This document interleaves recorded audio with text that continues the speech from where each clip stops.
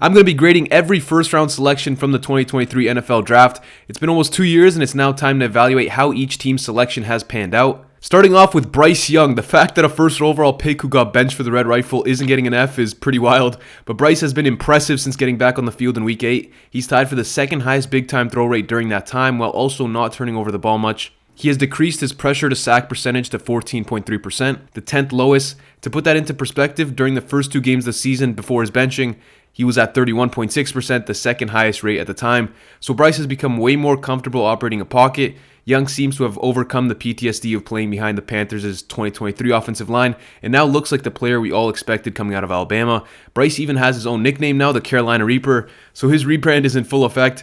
If Young can continue to be consistent against blitzes and make throws well off platform, then I could see him being a franchise quarterback. Next, we got CJ Stroud, the polar opposite career of Bryce Young's. CJ had an all-time level rookie season and has helped the Texans become the top dog in the AFC South. Based off that alone, you'd think he's an A-plus pick, but most of this current season has been extremely rough for him. CJ's tied for the 3rd most interceptions since Week 8. During that time, he has the 3rd lowest adjusted completion percentage. Only guys lower are Anthony Richardson and Drew Lock, guys who you don't want to be compared with. And he has the 5th highest pressure to sack percentage. Stroud hasn't thrown for over 300 yards since the first week of October and has less than 20 total touchdowns on the season. Additionally, he has the most yards left on the field by any quarterback based on the distance of his missed throws. CJ was inserted into a surprisingly good situation as a rookie with a top young play caller in Slowick, solid offensive line headlined by Laramie Tunsil, and a good receiving core. But now that situation has regressed and Stroud looks like a different player. Nonetheless, he has shown that he can play at a high level, so I think a B/B+ is fair for this selection. On to the 3rd pick, Will Anderson Jr. There's no doubt here this is an A selection. The Texans traded up and got an immediate impact player. Anderson has a strong case to already be a top 10 edge in the league. He's a productive pass rusher, top 10 in sacks this year, and is also stout against the run. This is the type of performance you expect from a top 3 selection. Next, we got Anthony Richardson. This is a tough one to grade, man. I don't think it's time yet to tap out on AR. He's probably the most unique quarterback prospect ever. He has the highest overall combine athletic score of all time for a quarterback, but he only had 13 starts in college. His ceiling is sky high. He has MVP potential, but AR needs game reps and he also needs to improve. We've already seen that he can be a difference maker as a runner. He has the 3rd most rushing touchdowns this year and consistently runs through defenders. As a passer, though, he has a lot to learn. He needs to get better at reading defenses and finding outlets underneath. AR currently has the highest average depth of target at 12.2 yards, nearly 3 yards more than Trevor Lawrence, who's in 2nd place.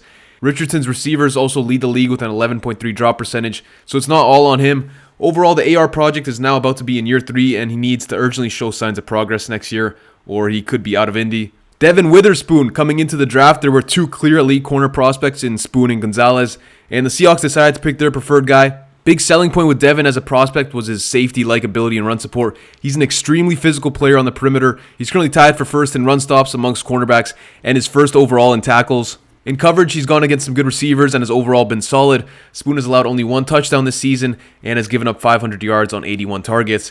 He's already a difference maker for Seattle and brings a lot of energy for that defense, but his coverage skills still need some improvement. I think A- makes sense at this point. Looking at the grade distribution here, pretty even across the board.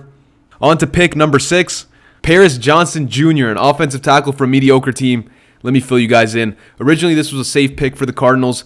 Paris came in as a stud tackle from a big school with prototypical tackle size at 6'6", 310, and he has been more than solid for the Cardinals so far in his career. This season, he's only allowed 4 sacks and 17 hurries, while also being an important part of Arizona's top 10 run offense. He has provided stability to their offensive line, and it seems like Arizona has their franchise left tackle. His numbers aren't elite, but he's dependable for the Cardinals, and that's impressive for a sophomore tackle.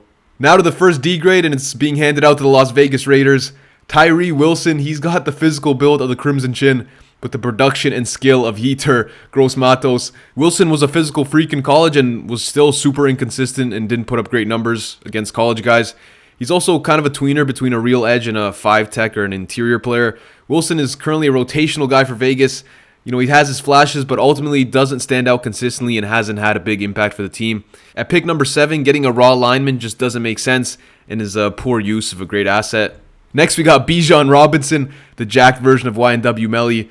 I mean, his player picture might be even creepier than Melly's mugshot.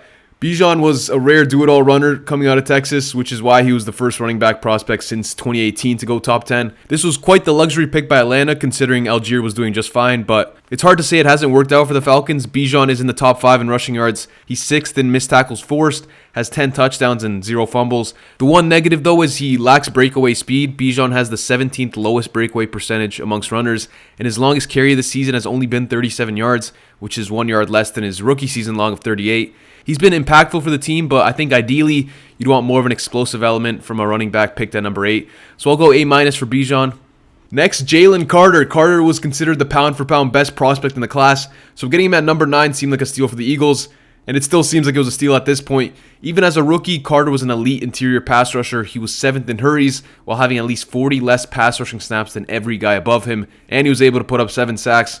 Carter is 6th in hurries this season and has been a beast for the Eagles defensive line. Against the run, he's not as productive and flashy, but still gets the job done as he's 13th in run stops. It's rare that you see a lineman step in and immediately look dominant, but Carter has done that, so this pick has to be an A. Darnell Wright. Now this is actually a tackle on a bad team that does get talked about a decent amount, but I think he gets a bad rep. He was an inconsistent tackle at Tennessee, but flashed impressive power. In the league, he's been pretty good, contrary to what some Bears fans might say. He's a people mover in the run game, but is also solid in pass protection. Wright had a rough outing versus Seattle, but he's had 6 games this year where he kept the pocket completely clean. He's been credited with 6 sacks, 3 QB hits, and 7 total penalties, which are all solid numbers. I think Wright's lived up to the draft investment and has showed that he can be a quality tackle in the league. We'll see if he can take the next step towards being a top guy. Now that we're 10 picks in, let's look again at the grade distribution. That 6 to 10 range had 3 A players, but we also got our first D player in Tyree Wilson. Now to pick number 11, Peter Skoronski, offensive lineman on a bad team. Let me fill you guys in. Skoronski entered the draft as one of the cleaner prospects. He had a ton of accolades in college and came in with ideal size and bulk. Due to his short arms, though, he transitioned to guard in the NFL, and it's been a fairly smooth transition so far. Skoronski is incredibly balanced and athletic, and he plays with ideal bend, which helps him generate power and be effective in the run game. Peter's quick to the second level and can displace guys. Skoronski hasn't yet put it all together and his grades are average, but he's shown serious flashes. He still needs to be more consistent in pass pro and improve his technique as well as his anchoring ability, but I think that'll come with time and reps. Overall, with what he's provided the Titans at guard so far, and considering they picked him at number 11, I think this is a B- pick. Next, we got Sonic Jahmyr Gibbs, the good burger chef himself. Gibbs at number 12 was a surprise at first, but this pick has been a huge hit for Detroit. Gibbs is an elite runner, and his versatility as a receiver brings a unique element to this offense. He's a guy they can consistently count on for big plays. This season, he has 15 total touchdowns and nearly 1,600 total yards. He's forced 53 missed tackles, which is 8th most in the league, and he has 34 runs of over 10 yards, which is 3rd most only behind Derrick Henry and Saquon. He's a big reason for Detroit's offensive success, so this pick is clearly an A. Lucas Van Ness, built like a Greek god. Van Ness looks more like an actor off Glee than a real NFL player. He could be the Troy Bolton of football, but he also looks like he could be reaction time if he was a bouncer for a male-only surfing clubhouse instead of a YouTuber. In all seriousness, though, Van Ness is powerful but kind of a stiff athlete and is also inconsistent with using his hands. He hasn't given the Packers much in terms of productivity, and he's now just a rotational rusher for them. It looks like they missed with this pick. Broderick Jones, the Steelers traded up for him, but it's been a struggle for Big Broderick. No other tackle has let their QB get hit as much as Jones. He's allowed 10 sacks and 9 hits for a total of 19 total collisions. He's tied for first in sacks allowed and tied for 3rd in hits. His technique is still a work in progress. He's been very inconsistent over his first 2 years, and his play strength still needs to improve. He's a plus athlete and has quick feet, but from what we've seen so far, it seems like the Steelers reached for a need with this pick.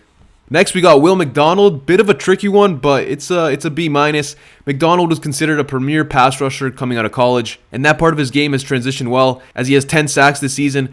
He's got an impressive get-off and an array of finesse moves he can use. He's hard to get hands on, especially at 6'4", 240. However, his small frame as well as his below-average play strength cause him to really struggle against the run. He's currently graded as the worst edge in the entire league in run defense per PFF. Will just isn't an effective 3-down player right now. Emmanuel Forbes, the first F grade for a first-round prospect. The Commanders desperately needed help at cornerback and decided to skip on Christian Gonzalez for a 160-pound prospect. As you'd expect, Forbes struggled mightily in the run game during his tenure in Washington and also struggled to physically compete against NFL-sized receivers. He notably got cooked by A.J. Brown. This pick made no sense at the time and didn't work out. Luckily for Washington, the past head coach GM combo is now no longer managing the team. Now to the squad that did the right thing. The New England Patriots scooped up Gonzalez at number 17. He was an elite cornerback prospect, prototypical size with high-level athleticism and twitch, remarkable short area quickness, best coverage skills in the class, and he somehow was the third guy off the board. He was great as a rookie, even though he got injured early on, and he has continued that form into his sophomore year. Gonzalez has allowed less than 500 yards in coverage, while also giving up the 11th lowest passer rating. He's been doing all that while covering number 1 wide receivers. Gonzalez has legitimate shutdown corner potential, and getting him at number 16 was an A+ selection for the Patriots. Jack Campbell. Originally, this was seen as an overdraft as Campbell was looked at as more of a day 2 guy, but he's been good for the Lions. Campbell's got strong traits, NFL size, and great range. He's versatile, but still an old school tough linebacker. He's in the top 20 for run stops and has the 12th lowest missed tackle percentage, just slightly under Roquan Smith. He's also been solid in coverage, hasn't allowed any touchdowns, and has also contributed a couple sacks. He may not become an all-pro, but he's a quality starter for the Lions. Next, Kalijah Kancey. This is an A-. Kancey's a little bit undersized, but he's an incredible interior pass rusher. He's got elite get-off and quickness. Kancey's got 7 sacks and 18 pressures on 310 pass rushing snaps. To put that into perspective, the interior sack leader, Zach Allen, has 12 sacks on 621 pass rushing snaps. Kancey's also decent against the run. He's made real strides in year 2, and the sky's really the limit for him. Jackson Smith-Njigba. He's been super productive for the Seahawks and for his fantasy owners this season. He has turned into the number 1 receiver in Seattle. Jackson's currently got over 1,100 yards and 6 touchdowns while having only 2 drops on nearly 130 targets. Njigba was seen as the best receiver prospect in a weak class, but he has shown that he was a top 10 talent in this draft. Expect him to continue to improve and continue to put up numbers for the Seahawks. Now there were 20 picks in. Let's look again at the grade breakdown. We have a new number 1 in Christian Gonzalez, and then we have a new addition to the F tier in Emmanuel Forbes. On to pick number 21, Quentin Johnson. This one's pretty rough, especially when you consider the receiver that was picked before and the guys that went immediately after Johnson. Quentin has struggled to develop as a route runner and has also struggled with drops, and now he's a rotational receiver for LA. He has only 1 game this season with over 51 yards. He doesn't really have a role in the offense, and it wouldn't be a surprise if the Chargers moved on from him sooner rather than later. Zay Flowers, incredible value considering that he was the 3rd receiver picked and already has 2 1,000-yard seasons under his belt. He's provided Lamar with his only real reliable receiver over his career, and because of that, the Baltimore offense has improved a lot. Flowers is versatile. He's a home run hitter, good route runner, and is also great with the ball in his hands. It's likely that he'll be a cornerstone of this Ravens offense for the next decade. Jordan Addison. This is an A-. Addison has proved himself to be a quality wide receiver 2 in Minnesota and is on pace to break the 900-yard mark again this season while sharing targets with Justin Jefferson. Addison's a technician of a route runner and is dangerous all over the field. His immediate production has helped catapult Minnesota into a true contender. Deonte Banks. This is a guy I like pre-draft, but it's been rough for him in New York. He's currently allowing the 6th highest passer rating when targeted, which is mainly due to him giving up 6 touchdowns. His ball skills and physicality have failed him in the red zone this season. Banks is still an elite athlete and has flashed impressive mirroring ability, but he needs to become more consistent and show some growth next year. Dalton Kincaid. This was a luxury pick for Buffalo, getting a receiving tight end in the 1st round. Kincaid's built like a big receiver, so he gives Buffalo versatility with their personnel as he's effective when lining up outside. So far, he just hasn't been very productive. He's slightly edging out the production that Dawson Knox had prior to Kincaid joining the team. Overall, he's a solid weapon for Buffalo, but maybe a bit of an overdraft. Mozzie Smith, nose tackle, is never a sexy pick in the 1st round, and usually it takes a few years for them to adjust to the NFL. So I'm not going to be too hard here on Mozzie. Pass rushing has never been his thing, but he was an effective run stopper in college due to his size and rare athleticism. In the NFL, he's really struggled all around, especially anchoring against doubles, but he has shown improvement. In weeks 1 to 9 this season, he was graded as one of the worst run defenders in the league by PFF, and in the second half of the season, he's been graded as slightly above average, and the tape does show more consistency in his game. It's too early to tell if he's a bust or not, but this is looking like a C- selection at the moment. Anton Harrison, an offensive tackle on a bad team.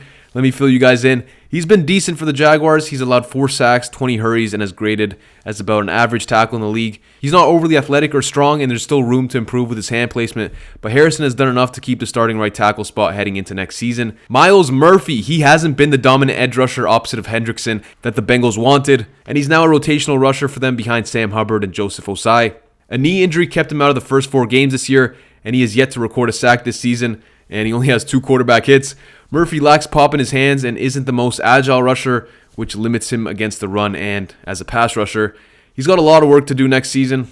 Brian Breesy, another Clemson Tiger. He's basically the Will McDonald of interior players. Great pass rushing production, 8 sacks, 7 QB hits, and 21 hurries this season. However, he's been getting absolutely washed as a run defender, and because of that, the Saints can't play him all 3 downs. He has over twice the amount of pass rushing snaps compared to run defending snaps. Bressee's undersized and lacks the power to be a consistent run defender. We'll see if he can become a dominant enough pass rusher to earn his stay. Nolan Smith, the Eagles landed another stud in this draft. Smith's gotten more minutes this season, and because of that, he's put up some good numbers. 7 sacks, 21 QB hits, 18 run stops. He's been good across the board and has helped soften the blow of losing Hassan Reddick. Smith's got rare toughness and point of attack strength for his size, and he's got the potential to become a top edge. This was great value at pick 30. And the last pick of the first round, Felix Anudike-Uzomah. KC has taken their time with him and have mainly used him as a rotational edge so far. He's put up average numbers, so I think it's still early to put out a strong grade on him. We've seen Karlaftis take off later in his career for KC, so maybe Felix will have a similar trajectory. He's a tough player with an impressive set of pass rushing moves. He's got a big frame and great length, and is powerful with his hands. His feet aren't the quickest, and his hand placement could get better, but there's still plenty of reasons to be optimistic about him. So those are my thoughts on the first round rookies from 2023. Let me know what you guys think in the comments below. Make sure to subscribe if you like the content. Thanks for watching, and I'm out.